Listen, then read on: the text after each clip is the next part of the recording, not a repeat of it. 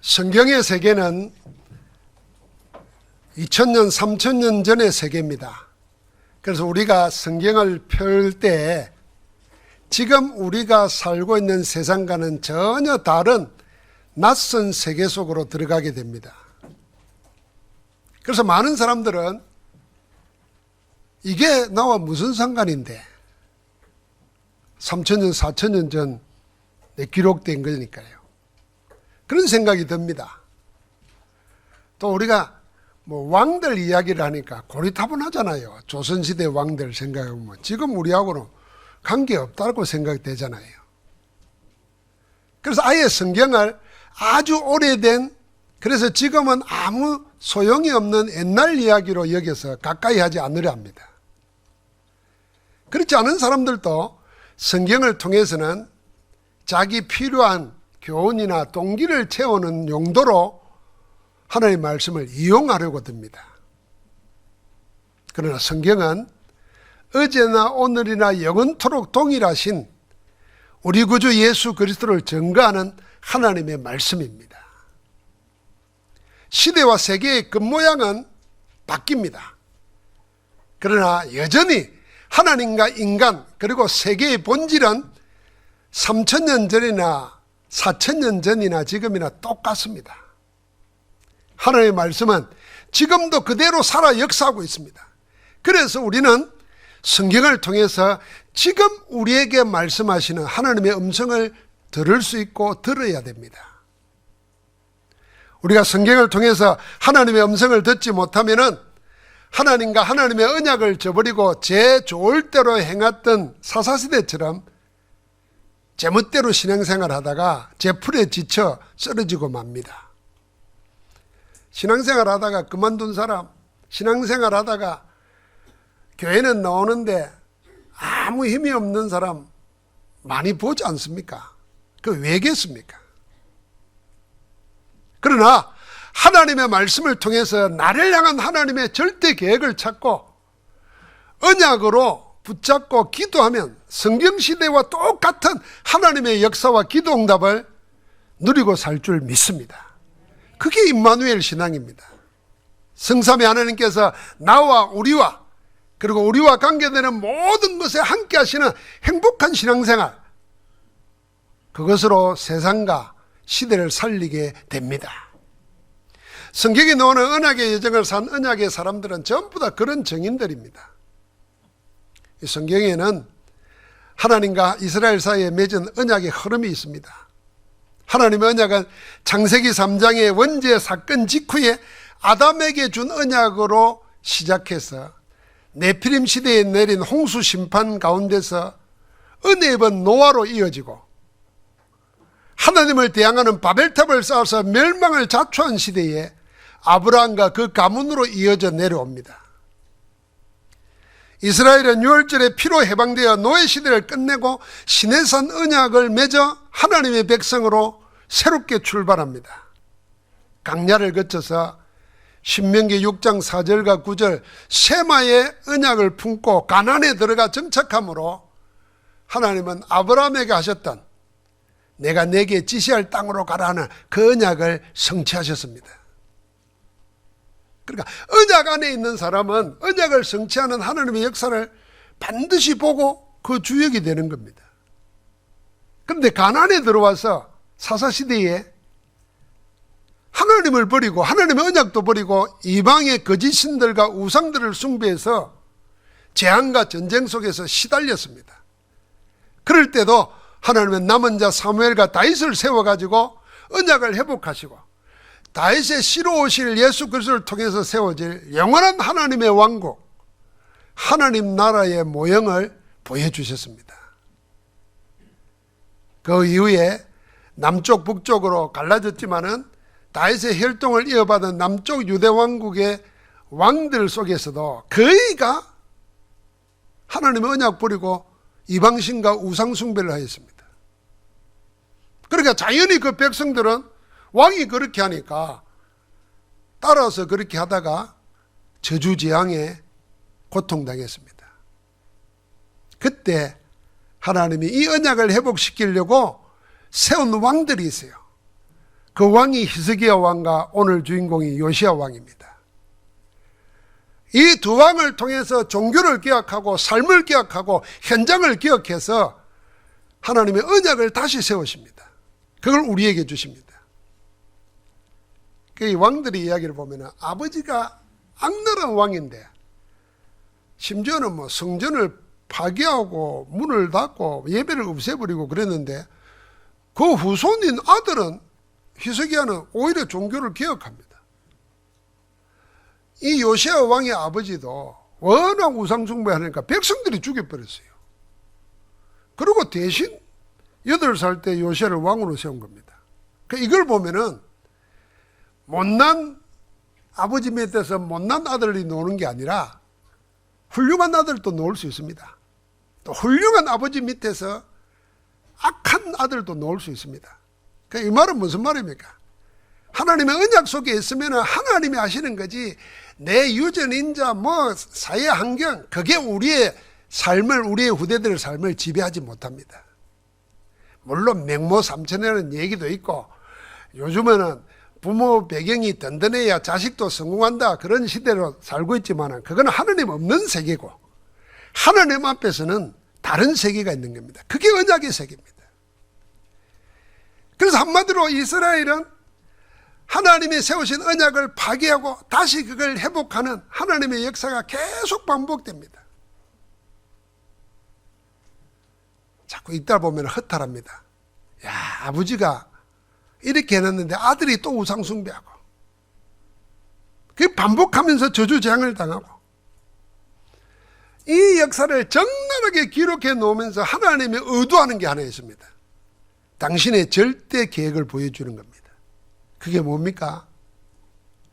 다른 것 바라보지 말고 하나님이 바라보게 하시는 한 방향을 보라는 겁니다. 무수한 왕들, 무수한 선지자가 일어나도 해결 안 되는 문제를 근본적으로 완전히 단번에 영원히 해결할 분이 있다. 그가 내가 보낼 그리스도 예수다. 예수 그리스도 바라보게 하는 겁니다. 그래서 히브리서 1장 1절과 2절에는 이렇게 말했지 않습니까? 옛적의 선지자들을 통하여 여러 부분과 여러 모양으로 우리 조상들에게 말씀하신 하나님이 이 모든 날 마지막에는 아들을 통하여 우리에게 말씀하셨으니 지금도 아들 되시는 그리스도를 통해서 우리에게 말씀하고 계십니다.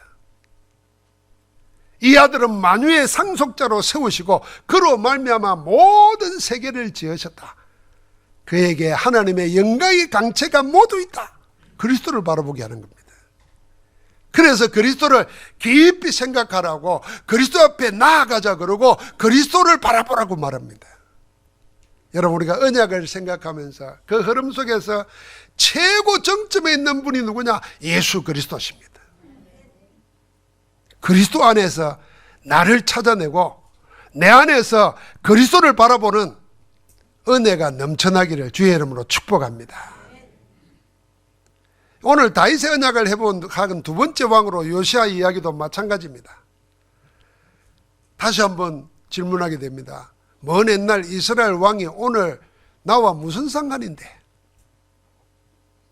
우리에게 요시야 왕이 종교개혁을 통해서 오직 한 분 그리스도를 바라보게 하는 것입니다. 그걸 보여줍니다.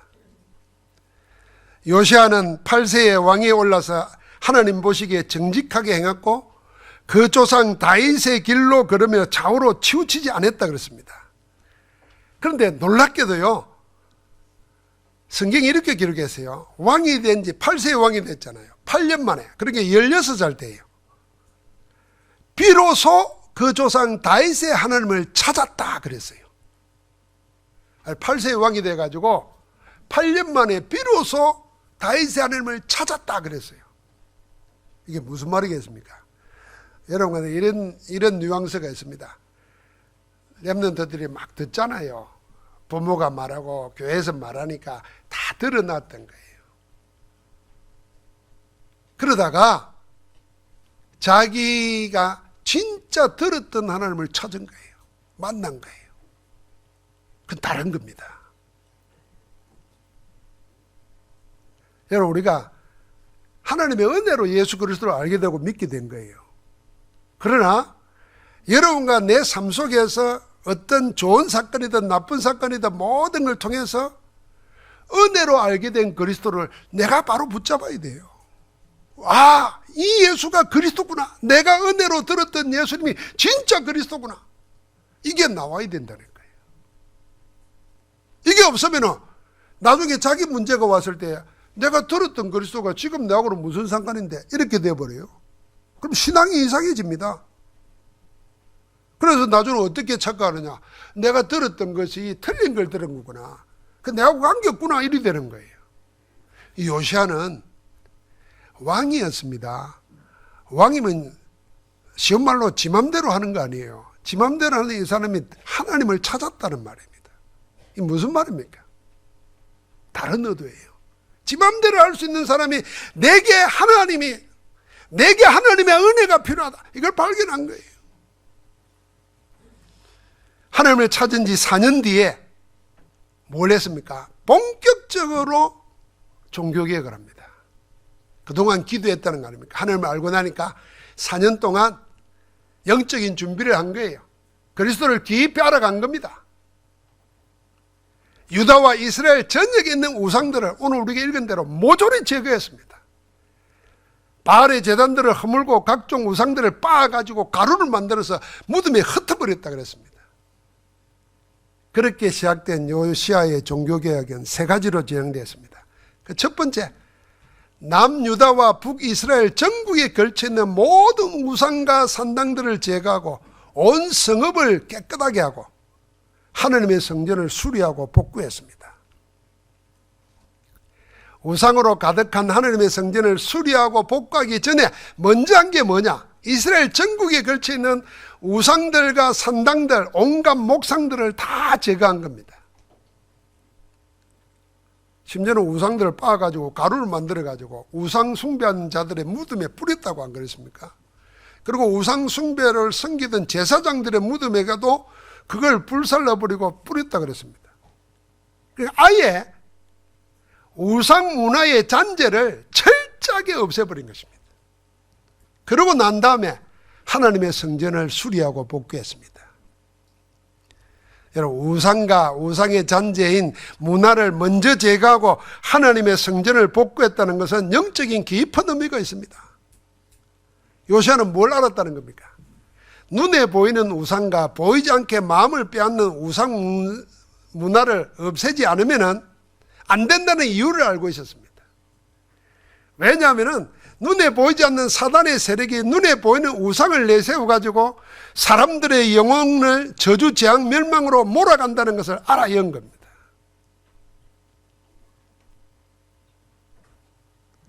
요시야는 하나님이 너희가 가나안 땅에 들어가게 될 건데 들어가거든 거기에 있는 바알과 아사라의 선지자들, 우상들, 산당들을 다 허물고 다 없애라.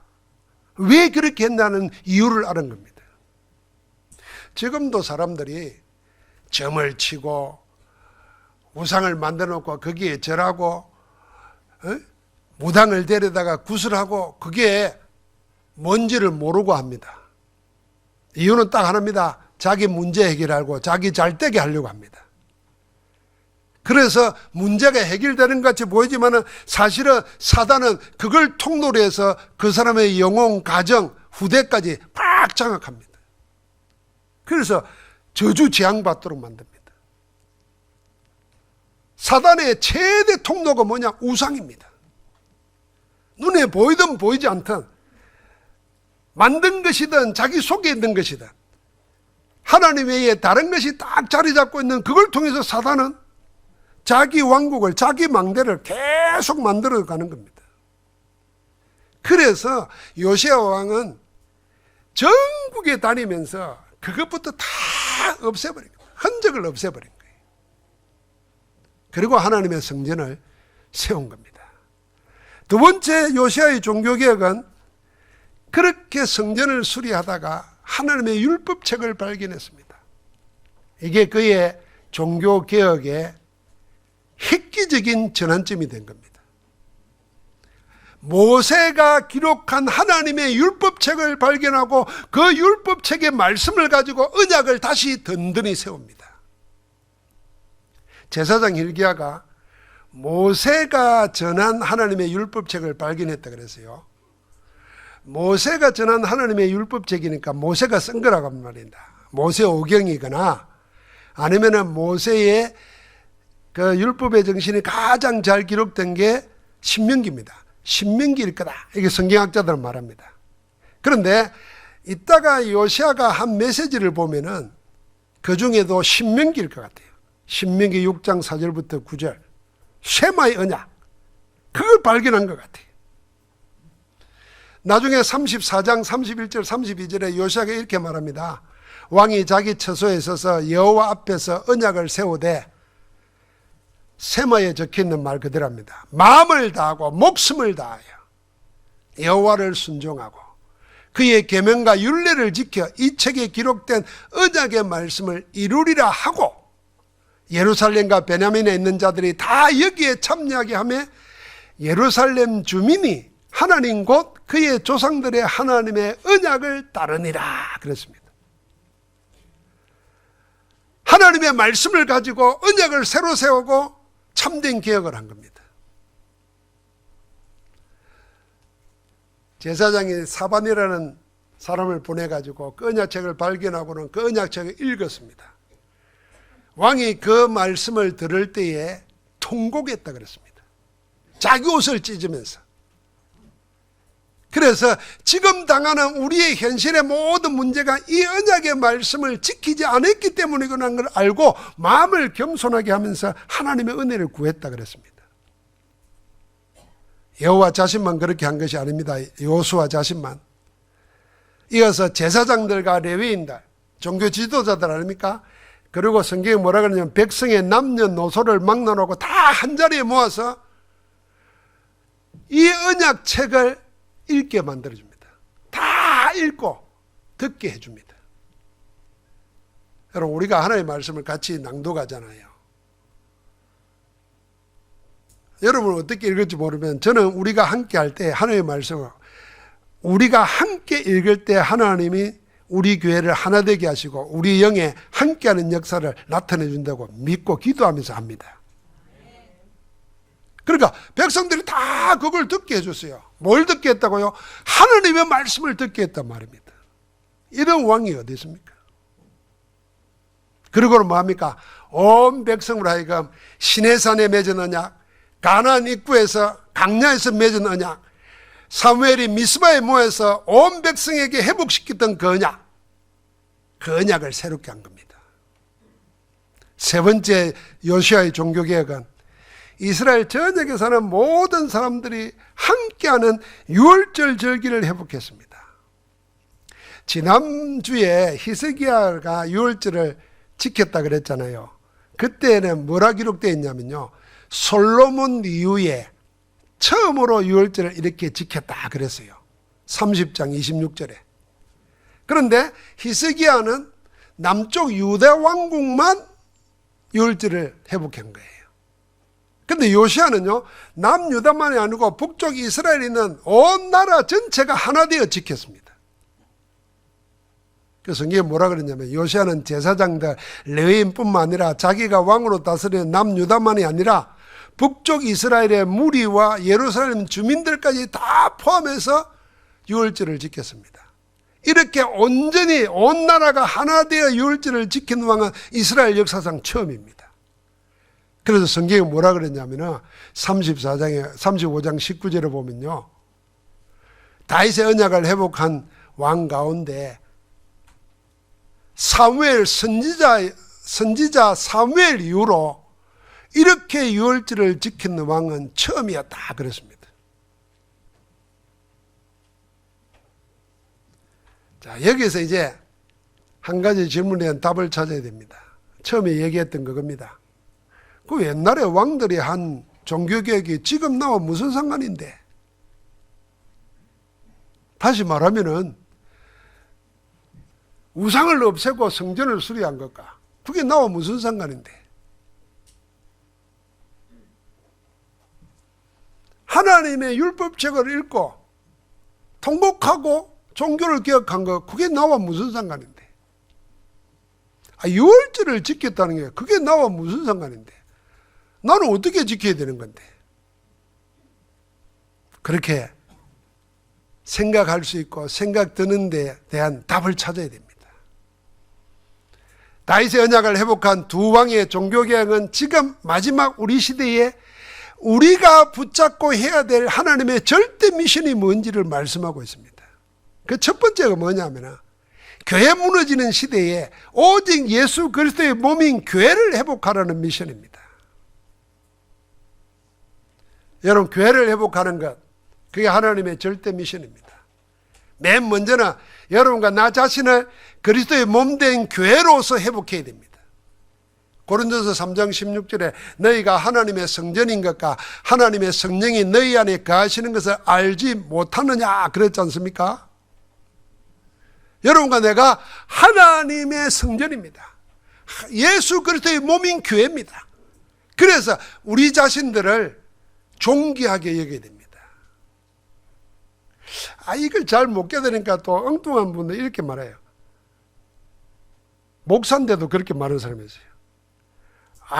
주님의 몸인데 그 밥 먹으면은 예수님이 다 밥 뒤집어 쓰는 거 아닌가? 어린아이들 그런 말 하잖아요. 그래서 어떤 목사님은 그 술 먹지 마라. 술 먹으면 예수님이 다 뒤집어 쓰는 거 아니야? 이런 말합니다. 참 어떻게 이해시켜야 되겠습니까? 영을 육으로 해석하려고 하니까 그런 착각이 나오는 겁니다.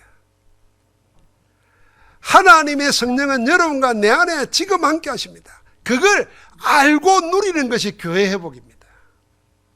그래서 사단은 여러분과 나를 넘볼 수 없습니다. 생명을 뺏어갈 수가 없어요. 그리스도 안에서 모든 축복을 찾아 누려야 됩니다. 우리의 교회는요, 그리스도의 몸된 교회로서 원내서 된 교회여야 됩니다. 우리가 몸을 이루고 있으니까 하나잖아요. 나와 교회, 우리 교회가 237 5천 종족, 그리고 다음 세대의 교회로서 원내서 되어야 됩니다. 여기에 다민족이 모이고 여기에 다문화가 모여서 오직 그리스도의 복음으로 하나인 교회여야 됩니다.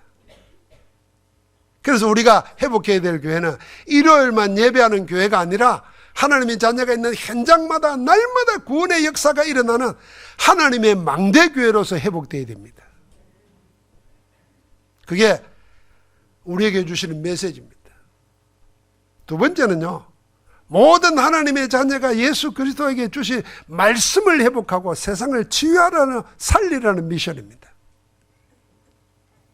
메시지 뭡니까? 말씀 회복이 뭡니까? 메시지 가져야 된다는 겁니다. 여러분, 세계교회가 힘을 잃고 세상에 침식당하고 무너지는 이유는 어디에 있다고 생각합니까? 다른 이유는 다 핑계입니다. 이유는 우리 안에 있습니다. 뭘까요? 하나님의 백성들이 입을 다물고 있기 때문입니다.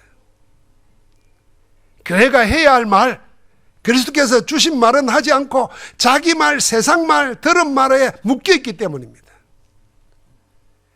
그래서 교회가 해야 하는 말은 딱 한 가지입니다. 하나님의 자녀가 가져야 될 메시지도 딱 한 가지입니다.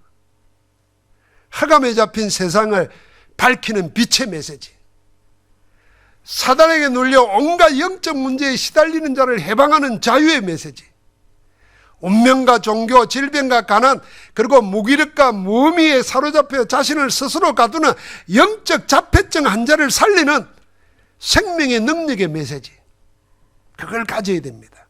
교회가, 그리고 하나님 자녀인 우리가. 그래서 입을 열어야 돼요. 그 메시지를 우리 주님께서 우리에게 교회에 맡겼었습니다. 그게 뭡니까? 오직 복음, 오직 예수 그리스도. 이게 유일한 메시지입니다. 이 오직 복음, 오직 예수 그리스도의 메시지가 나의 말씀으로, 나의 생명으로, 나의 메시지로 회복되고 24시 누려지는 것 속에 하나님의 나라의 역사가 일어나게 될 줄 믿습니다.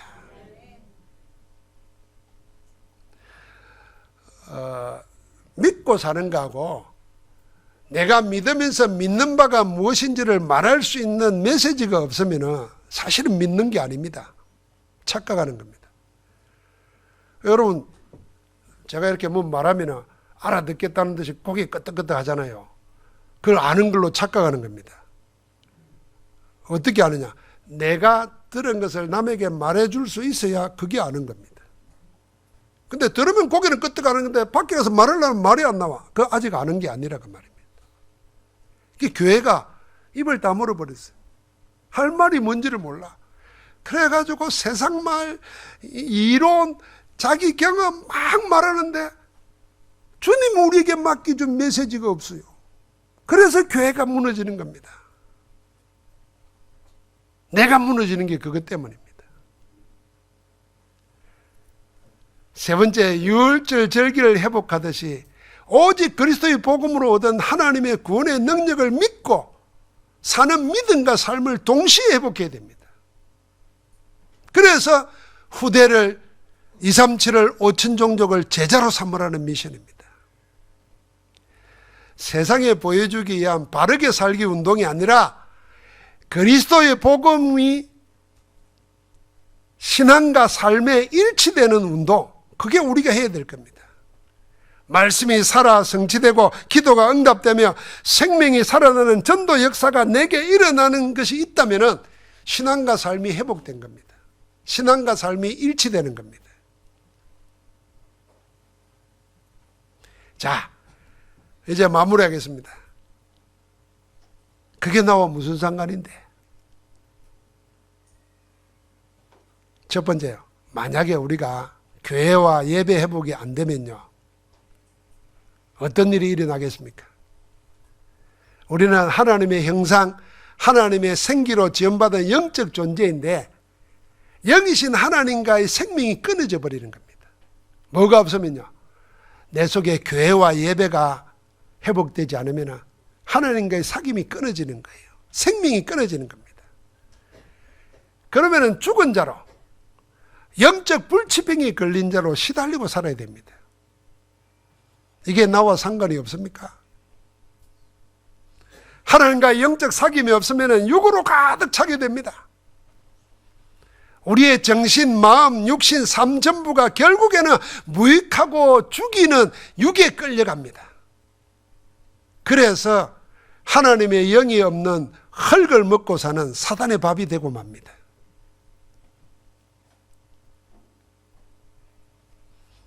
그러니 빨리 우리 보고 뭐 해라는가? 교회 회복하라는 겁니다. 우리 속에 자리 잡고 있는 사단의 망대, 우상 세력 다 허물어버리고 하나님의 언약으로 망대를 든든히 세워서 사단의 밥이 아니라 사단의 세력을 꺾어버리는 하나님의 용사로 살아가라는 겁니다. 할렐루야. 그게 예배 회복될 때 되는 거예요. 그래서 여러분과 내가 있는 곳곳에서 예배 드리는 겁니다. 승리하신 그리스도의 깃발을 꼽는 겁니다. 그래서 예배가 교회에서만 하는 게 아니고 여러분의 삶의 현장에서, 여러분의 차 안에서, 여러분의 만남 속에서 일어나야 됩니다. 두 번째는 그게 무슨 나와 무슨 상관인데? 여러분과 내가 만약에 내 인생을 걸만한 말씀과 메시지가 없다면 이미 우리는 죽은 몸입니다. 믿는 게 아닙니다. 살아서나 실상은 죽은 자와 같습니다. 그래서 내가 세상을 이끌 메시지가 없다면 세상에 끌려가게 됩니다. 여러분, 사기꾼도 사람을 속일 만한 메시지가 있어요. 그럼 사기 왜 당하느냐? 내 메시지가 없으니까 이 사기꾼의 메시지에 내가 끌려가는 겁니다.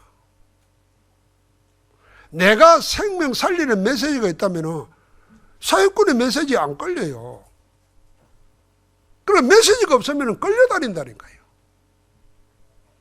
여러분, 하나님의 성령이 우리 안에 계시면 누구한테도 가르침 받을 필요가 없다 그랬잖아요. 이 말은 배우지 말라, 네가 최고다, 이 말이 아닙니다. 세상에 나의 생명을 포기할 만큼 끌려갈 이유가 없는 겁니다. 그런데 메시지가 없으면 끌려간다니까요. 그리고 사기꾼이요, 내 네 속인다, 내 네 죽일란다, 내 네 것 뺏을란다, 이리 말 안 합니다. 사단은 항상 좋은 것, 네가 하나님같이 될 거다, 좋은 것을 제시합니다. 그걸 해야 잘 될 것처럼 생각합니다. 그러니까 내 메시지 없으면, 하나님이 주신 생명의 메시지가 없으면 그 달콤한 거짓말에 속아 넘어가는 거예요. 그래서 여러분과 나에게 살아있는 하나님의 말씀의 역사, 메시지를 가져야 됩니다. 복음의 메시지, 오직의 메시지. 그때 창세기 1장 3절에 창조의 역사가 일어납니다. 요한복음 1장 11절에 빛으로 오신 그리스도의 역사가 그대로 일어납니다. 히브리서 4장 12절에 말씀대로 영과 혼과 간절과 골수와 마음과 생각을 새롭게 하는 생명의 역사가 그대로 일어날 줄 믿습니다. 하나님의 말씀 복음은 하나님의 능력이고 하나님의 지혜라 그랬습니다. 복음은 하나님의 모든 것이라 그랬습니다. 오직 복음의 메시지로 지금 모든 문제의 해답으로 축복으로 발판으로 만드시기 위해서 예수 그리스도의 이름 붙잡고 기도하기를 주의 이름으로 축복합니다. 마지막이 유월절 절기가 나와 무슨 상관인데? 유월절 절기 회복의 키가 뭡니까? 어린 양의 피입니다. 그 피가 발린 집에는 죽음의 재앙이 넘어갔습니다. 들어올 수가 없었습니다. 그 어떤 재앙도, 그 어떤 죽음도, 그 어떤 저주도 막을 수 있는 건 없습니다. 그 막을 수 있는 유일한 하나님의 언약이 뭡니까? 그게 유월절 어린 양의 피바라는 겁니다. 여러분, 지금 우리에게 밀어닥치는 저주 재앙, 우리는 아마 저주 재앙 세상 속에 사는지 몰라요. 우리는 지금도 마음의 상해에 있을 수도 있어요. 마음의 낙심이 자리 잡고 있을 수도 있고, 그래서 이제는 막 기도할 마음도, 하나님 말씀 볼 생각도 없어요. 그냥 이대로 살다가 갈랜다 하는 마음이 내 속에 또아리 틀고 있는지 몰라요. 이미 우리는 저주 재앙 속에 병들어 있는 겁니다. 사단은 그걸 틈타고 들어오는 겁니다. 이 막을 수 있는 이름이 뭡니까? 유월절 어린 양의 피 회복하는 겁니다. 그게 절기 회복이에요. 그 이름을 부르는 겁니다. 사도행전 2장 21절에 성령 충만받은 사도 베드로가 첫 번째 한 설교의 결론이 뭔지 압니까? 누구든지 주의 이름을 부르는 자는 구원을 얻으리라.